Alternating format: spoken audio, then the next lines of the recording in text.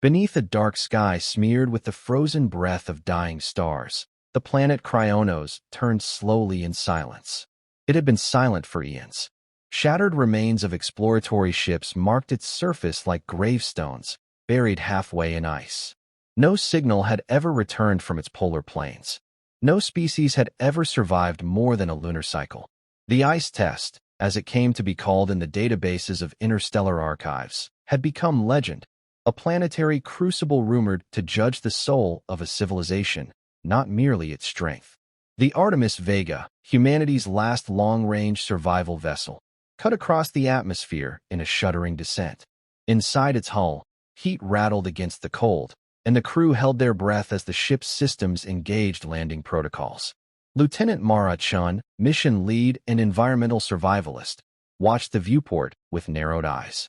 Her breath curled faintly in the still cooling chamber. Touchdown in 90 seconds, the pilot called out behind her. Keep her level. Minimal thrusters. I want our energy core intact when we land. Her voice was calm, layered with the kind of authority that didn't ask for trust, it demanded it. Captain Joel Anders, posted just behind her, folded his arms, silent. He had led missions before, seen alien storms tear through steel, and watched companions die for less than a calculation error. But nothing had prepared him for Cryonos. No one had ever left this world alive. They landed just as the sun crested the edge of the distant range, casting long, glacial shadows across the plains. The landscape stretched white and ruthless in every direction. The airlock hissed open with the whimper of stressed seals, and one by one, the team descended, boots crunching into layers of brittle frost. Mara checked her thermal gear again, then turned to the others. We set the base here. No experiments, no exploring. We conserve heat. We survive. The team consisted of 12, all specialists. Scientists, engineers, one linguist, and Anders, who refused to stay behind. Most were young, chosen more for genetic resilience than experience. There was Dr. Ravi Kumar, the systems biologist, who rarely spoke but never missed a detail. There was Anika Dorsey, who had once designed cryoreactors for Europa's mining colonies. And then there was Owen Greaves, tall, broad, with frost already collecting in his beard, the engineer responsible for emergency habitat construction. The first shelter collapsed 6 hours in. The modular carbon dome had been rated for Titan-class storms, but cracked under Cryonos' temperature swings. The crew scrambled to reinforce it, but one of the support beams shattered like glass when Anders leaned on it. Shelter down, he said flatly. Options. We'll lose too much power trying to rebuild from prefab, Anika said. Unless we want to burn rations for heat. Mara was quiet, staring into the white, windless distance. Then she knelt, brushing a gloved hand through the snow. No wind, she murmured. Ravi blinked. What? No wind. No storms today. Just cold. This ice isn't shifting. So we don't need to fight the planet, she said slowly. We build with it. There was silence for a moment. Then Owen's eyes widened. Are you serious? Can you do it? An igloo. He laughed once, harsh and stunned. With what? A kid's snow shovel. Use what we have. Use what we are, Mara said. We're not trying to out-tech the test. Let's outlast it. It took 12 hours. They cut blocks from the compacted snow near the ship, using heated saws and repurposed tools. Owen directed the build, half remembering Arctic research protocols and Inuit documentaries he hadn't thought about in years. The dome rose with painstaking precision, sealed with slushy snow that froze in seconds. The team slept in relays, bodies pressed close inside the low structure. Inside the igloo, it was dark, but it was still. By the third day, morale had dropped into a near-silent hopelessness. Oxygen was stable, but spirits were not. Fingers were numb. Lips split open in the cold. Meals were rationed and tasteless. Even inside the dome, frost etched the walls. Anika collapsed on the fourth day after a hydration unit failed. Anders caught her mid-fall. I didn't come this far to freeze to death in a snow hut, she muttered through cracked lips. No one's dying, Anders said.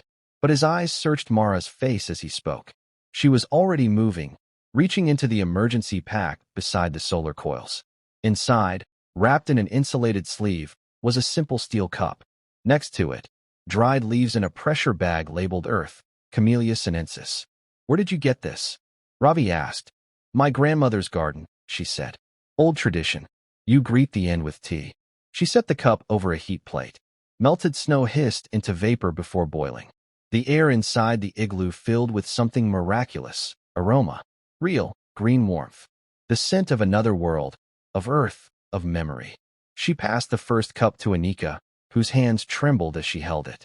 This won't save us, Anika said, but she drank anyway. And then she laughed. Just once. But it cracked the silence like sunlight. By day 6, a routine had formed. Melted ice in the mornings, tea at noon, heat maintained by careful rationing of solar coils.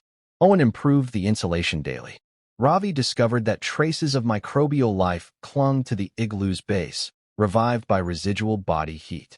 This planet doesn't want to kill us, he said softly one night. It wants to see if we'll kill ourselves trying to win. Anders glanced up. What are you saying? I'm saying every other species came here with power, force, weapons. We came with stories. And tea. Mara looked around the cramped dome. Steam curled from a dozen cups. They weren't thriving, but they were together. Outside, the cold remained absolute. But the snow didn't seem so silent anymore. On the 7th day, something passed overhead. A shadow flickered briefly against the stars. Anders was the first to see it, stepping outside to check the solar relay. He froze, then called the others with a sharp, low shout. The object didn't land. It simply circled once, slowly, and vanished over the mountains. Another species? Anika whispered. No engines. No light trails. Not ours. Owen's voice was tight. Was it watching? Ravi asked. Mara looked up at the sky, her breath a ghost in the air. Maybe, she said.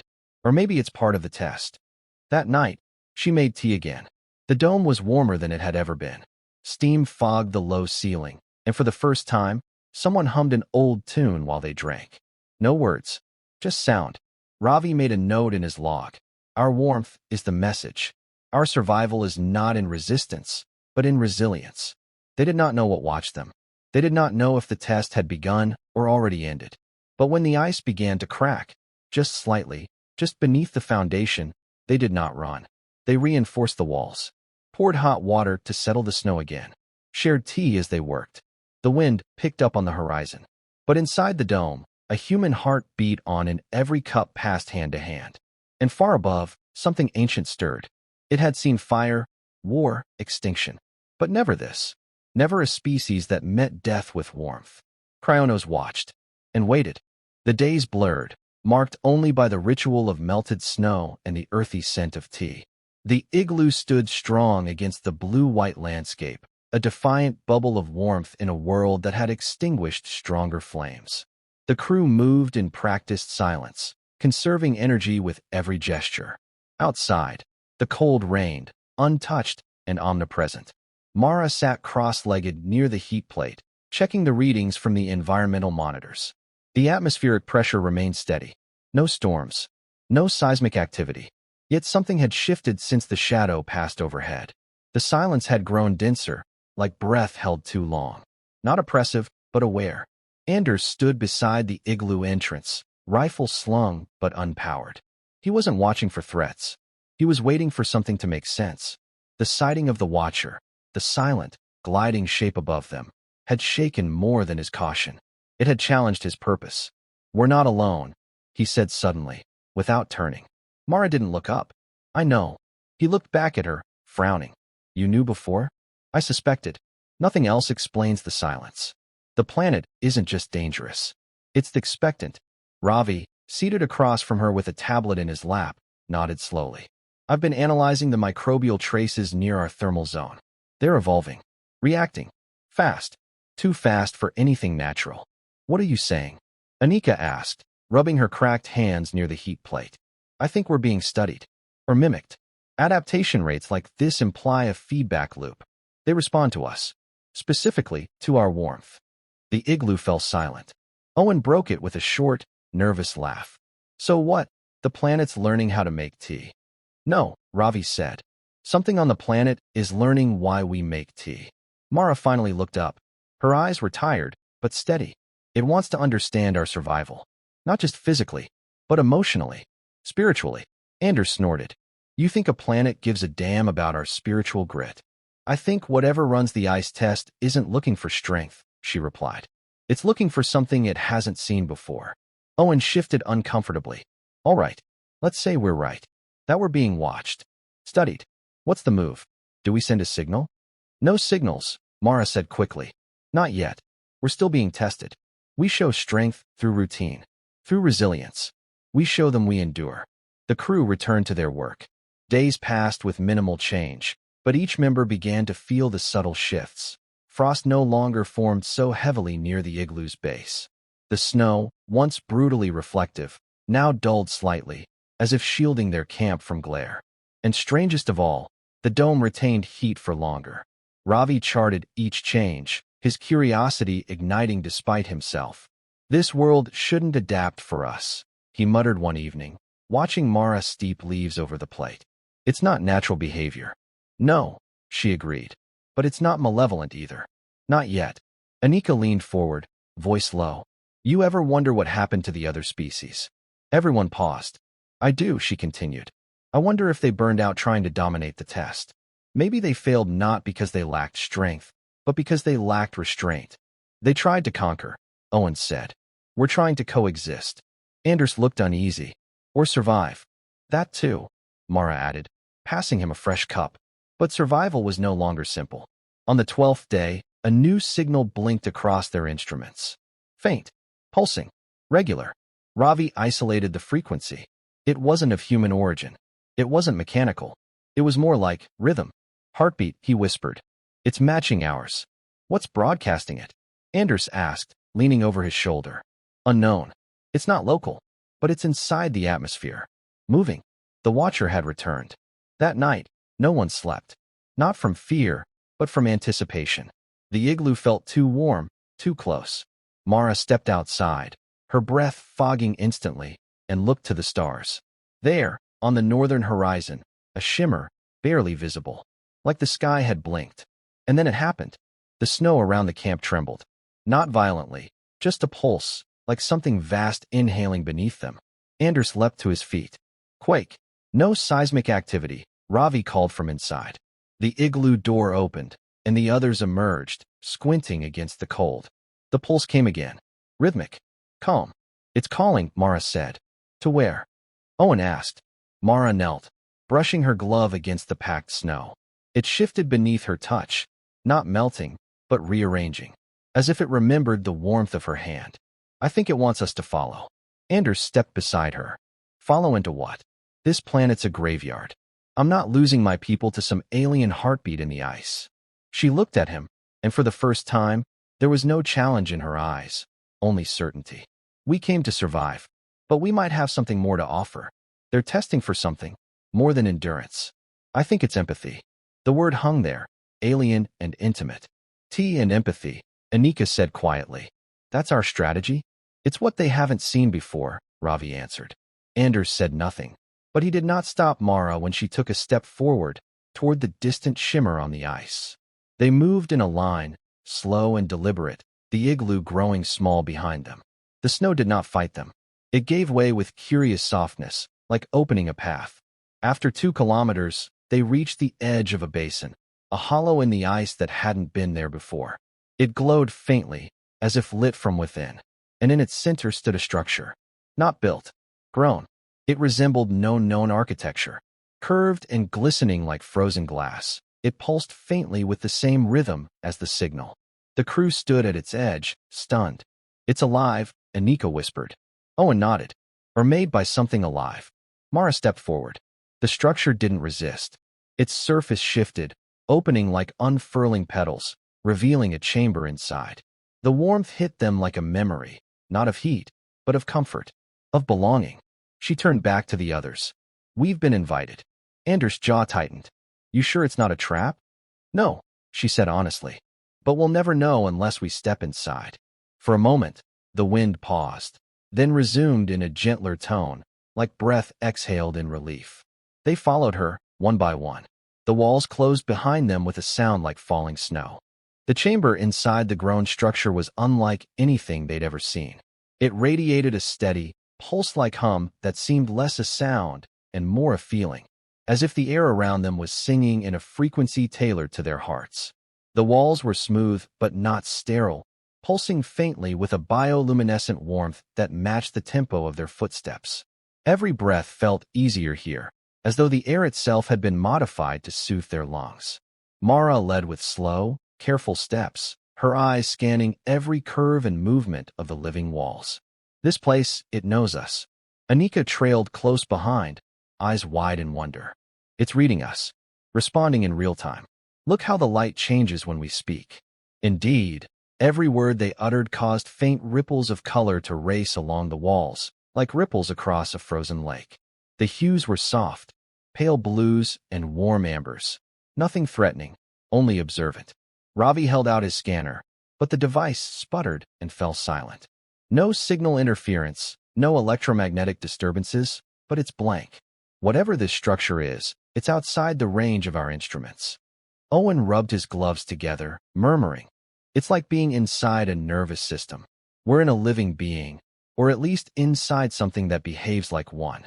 Anders remained closest to the entrance, one hand on the butt of his sidearm. He hadn't spoken since they'd stepped inside.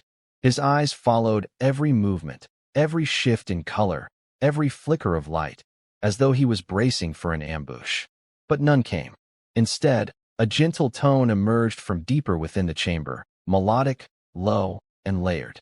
Not quite music, not quite language, but unmistakably intentional. The passage before them widened, not physically, but perceptually, drawing them forward. They obeyed. Deeper into the structure, they entered a space that resembled a hollowed amphitheater, lined with tiered ridges like the inside of a shell. At its center hovered a translucent orb, gently rotating. Inside it, forms flickered, images, memories, projections. A city burning in ice. A curled creature shivering in a cavern. A child pressing its hands against a frost-covered window. None of them were human, and yet the emotional resonance was undeniable. Mara approached the orb. It did not react, but it seemed to pulse in tandem with her footsteps. She reached out, fingers inches from its surface, and the images changed. Now they saw themselves, the igloo, the fire. The first cup of tea passed from hand to hand. Their laughter, their silence, their survival. "It's watching us," she whispered, learning through memory. Ravi nodded, awestruck. This is their archive, or their interface. They're not just studying. They're trying to understand connection. Suddenly, the orb split into two, and then four. Each fragment floated before one of them. Anders backed away instinctively, but his fragment remained still, waiting. Mara allowed hers to draw close. The orb opened, not outward, but inward, revealing a moment from her own life. A tiny apartment, the hiss of a kettle, her younger self handing a cup of tea to an elderly man with trembling hands. Her grandfather. She staggered back, heart racing. How? Ravi's orb flickered with the image of his childhood garden in Mumbai. Owen saw his sister teaching him how to ride a bike. Anika's showed a rainstorm under which she kissed her first love, trembling with fear and joy. Anders' orb remained dark. He stared at it, unmoving. "I didn't let it in." "You don't have to," Mara said gently. "But it seems to respond to what we hold sacred." "Sacred," he muttered. "I didn't sign up for this." But something in his expression softened. He took one cautious step forward. Suddenly, the structure shivered. The lights dimmed. The warmth retracted. A pulse surged through the floor, stronger this time, urgent. A cold returned to the air, deeper than before, as though the structure itself had been frightened. "Something's wrong," Ravi said. "It's not us. Something external." A scream, distant, mechanical, echoed through the chamber. It wasn't human. It wasn't alive. But it was unmistakably violent. Anders spun toward the exit. Something's attacking the igloo. Before anyone could stop him, he was running back the way they came. The others followed, struggling to keep pace. The corridor that had once seemed inviting now stretched with unease. The lights flickered, dimming with each step they took away from the orb. Bursting into the open air, the cold slammed them like a wall. The shimmer in the sky was now a storm, not of clouds, but of metal. Above them hovered a series of dark shapes, their geometry too precise, their movements too efficient. Drones. Non-organic. Aggressive. One had landed beside the igloo, scanning it with a red beam that scorched snow into vapor. Anders raised his rifle without thinking and fired. The beam crackled as it hit the drone's hull, barely scratching it. In response, the drone emitted a high-pitched tone. A warning. Then it pivoted toward him. No, Mara yelled, pushing past him. It's not a war. It's a test. They're watching how we respond. Anders gritted his teeth. I am responding. But he didn't fire again. The rest of the drones began to descend. Not rapidly. Slowly. Calculating. Encircling. Mara stepped forward, empty hands raised. We're not hostile. We understand. You're not the enemy. You're the control group. The drones paused. One emitted a pulse. Not sound, not light, but thought. A projection. It hit all of them simultaneously. They saw a history, fragmented, ancient. Worlds tested and failed. Species destroyed by their own fear, by aggression. Survival without compassion. Logic without empathy. The ice wasn't meant to kill. It was meant to reveal. Mara turned to the others, her voice steady. This test isn't about overcoming nature. It's about overcoming ourselves. One by one, the drones began to withdraw, rising into the sky, vanishing into the shimmer above. Silence returned. Heavy, complete. The igloo still stood, untouched. The snow around it glistened as though renewed. Anders looked at Mara. So what now? We go back, she said, her voice quiet but firm. We return to the structure. They're not done with us. Ravi placed a hand on Anders' shoulder. Neither are we. Not if we want to pass the test. Anders didn't reply, but he turned away from the gun. They walked back together. And this time, the snow didn't crunch underfoot. It welcomed them. The chamber welcomed them back without hesitation. The passage reformed, smooth and seamless, as if the structure had waited patiently for their return. The pulses of light within the walls resumed their slow rhythm, sinking once again to the team's collective breath. But something had shifted. Where once the colors had been soft and exploratory, now they shimmered with deeper tones. Ochre, indigo, crimson, like the spectrum of human blood and memory. Mara walked at the front, shoulders squared beneath the weight of understanding. The others followed, silent but resolved. Anders kept his gaze forward, weapon slung across his back now, his hands open. The drones had revealed something fundamental. This was not an intelligence that tested strength, but one that tested restraint, compassion, the very things humanity rarely saw as assets. The orb in the amphitheater had changed. Its surface now mirrored ice, but instead of being cold, it emanated a warmth that resonated in their bones. The four fragments still floated, but they had grown brighter, more intricate. Patterns moved across their surfaces like script, but not a language for reading. A language for feeling. Mara approached hers first. The moment she drew near, the orb pulsed and opened again, not just showing her memories, but layering new ones. The crew's laughter, their silent cooperation, the tea passed between trembling hands during the worst storm. Then images of other species, hundreds, each failing at a crucial moment. Conflict, rage, isolation. It's showing us, she whispered, what the others couldn't do. Anika stepped beside her. What we almost didn't do. Ravi's orb hovered closer, bright and spinning faster. I think they're ready to speak. Not in words, but in understanding. Anders hesitated, then took a step toward his own orb. This time, it opened without resistance. Inside, a frozen lake. A young boy screaming into the wind. A man, kneeling alone beside a grave buried in snow. Then, the present, the igloo. His team. The cup of tea Mara had placed in his hand without a word that first night. He stared at it for a long time. They're not testing if we can survive the cold, he murmured. They're testing if we can bring warmth into it. Suddenly, the orbs lifted as one and spiraled upward, merging again into a single core of light. From it, beams shot out into the amphitheater walls, igniting symbols that danced and rearranged until a cohesive pattern took shape. It formed a map, not geographical, but conceptual. A sequence. A journey. Ravi's voice trembled. This is an invitation. To what? Owen asked, stepping forward. To continue, Mara said. To go beyond the test. The structure began to shift.